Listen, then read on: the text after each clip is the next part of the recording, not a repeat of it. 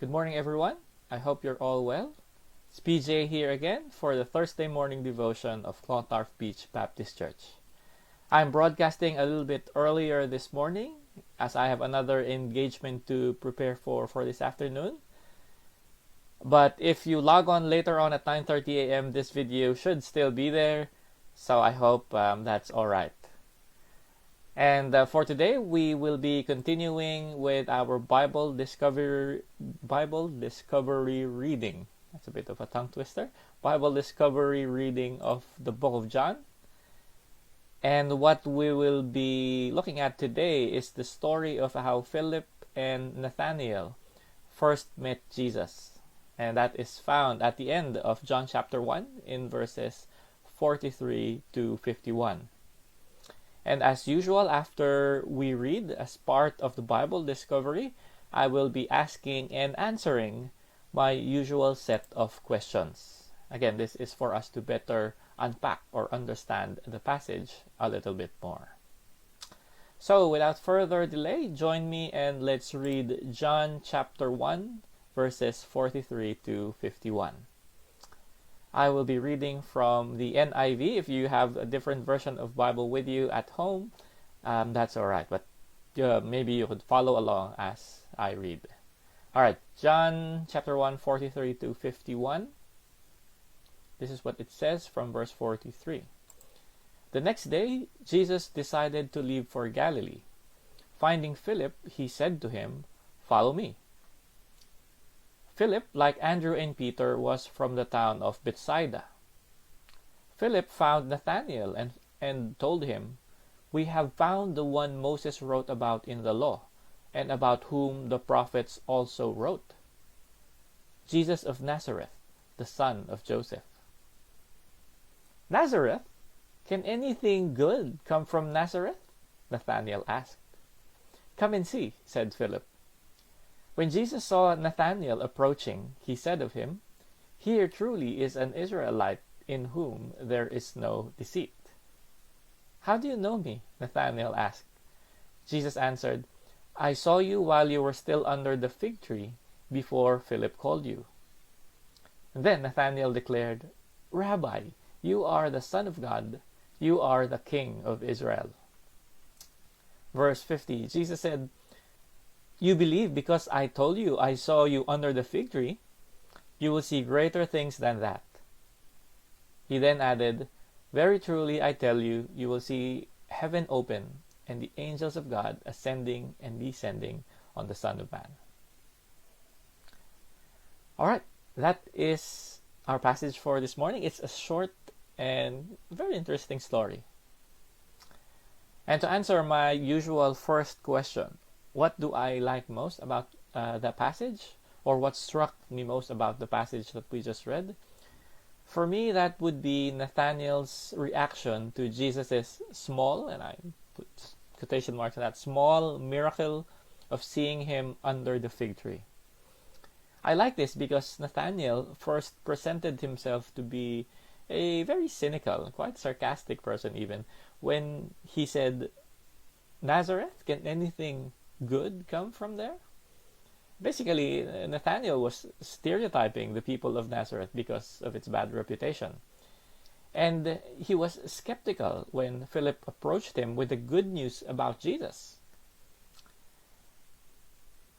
But just because Jesus presented Nathanael with a tiny bit of power when Jesus said that he had seen Nathanael under a fig tree before he actually met him, Nathanael completely flipped and immediately declared that Jesus is the Son of God and King of Israel. This just shows me that as people, we never truly know what is in a person's heart until we actually share Jesus with them. Some people we know may seem to be very rugged or tough, so we might assume that they are uninterested in Jesus. Or maybe some people around us present themselves to be very worldly, maybe sinful even. So we think that they would have no interest in matters of faith. But unless we begin to pray for them and really try and share Jesus with them, just like Nathaniel, we'll never know how God may be using us to help these people around us realize who Jesus really is. If Philip, knowing that Nathaniel, his friend, was this wisecracking person, and a person who stereotypes, if Philip simply held back from sharing Jesus with Nathaniel because of his assumptions about his friend, then Philip would have missed out on his opportunity in helping Nathaniel come to believe in Jesus. And it didn't even take much to convince Nathaniel of, and even Jesus said that was nothing of his power. And yet, and Nathaniel would see much more greater things than that. And yet, Nathaniel, the skeptic, who was being, I guess, sarcastic with Philip, he believed, even with that small gesture that Jesus had showed him. So I encourage you this morning, don't stereotype people and assume that they won't believe in Jesus. It doesn't matter how people present themselves. As long as like you, or they listen to you, or they serve you in any way, even if they don't seem like very godly people or people interested in spiritual stuff, or maybe they have a different religion or a different worldview, just start praying for them and make a move to share Jesus with them in faith, because you never know.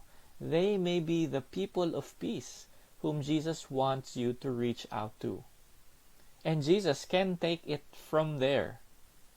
Jesus can reveal himself to them, just like he did with Nathaniel, if we just do our part in sharing Jesus with others. Of course, at times we will encounter people who aren't really faithful and who won't respond to Jesus, even after Jesus powerfully reveals himself to them. But that's fine. That is beyond what God asks us to do. God will still be pleased in us simply because we did our part in sharing Jesus with others. And for the second question I normally ask, do you think this passage says anything about God?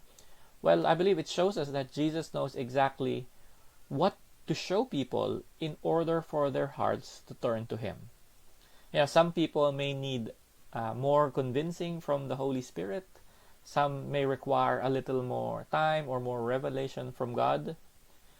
But those things are beyond our control and our responsibility. Again, all we need to do is keep doing our part in sharing Jesus with others as an act of faith, and to do it to the best of our abilities. And then we leave the results to God. That is all that God asks us to do. And for the third question that I normally ask, do you think this passage says anything about people? I think I answered this question already when I talked about what I like most about the passage. That people are not always what they present themselves to be. And we'll never really know how they will respond to Jesus until we actually make the effort of sharing Jesus with them. So, to answer my usual last question, if what this passage we're saying is true, what do you think you have to do about it? And I guess I would have to say that what I'd have to do is to share Jesus with people. Again, even if they don't seem to be interested in Jesus initially, or maybe they seem to present themselves to be focused on other things of the world. But if a person I know of somehow seems to like me, to listen to me, or to serve me in some way, even if it doesn't relate to faith or matters about Jesus, then I'll start praying for them and myself as well, and make a plan to share Jesus' good news with them, because they are presenting themselves to be a person of peace. A person who likes me, who listens to me, or serve me in some way. They are most likely people who will be open to Jesus as well. Again, regardless of how they present themselves towards faith or the gospel.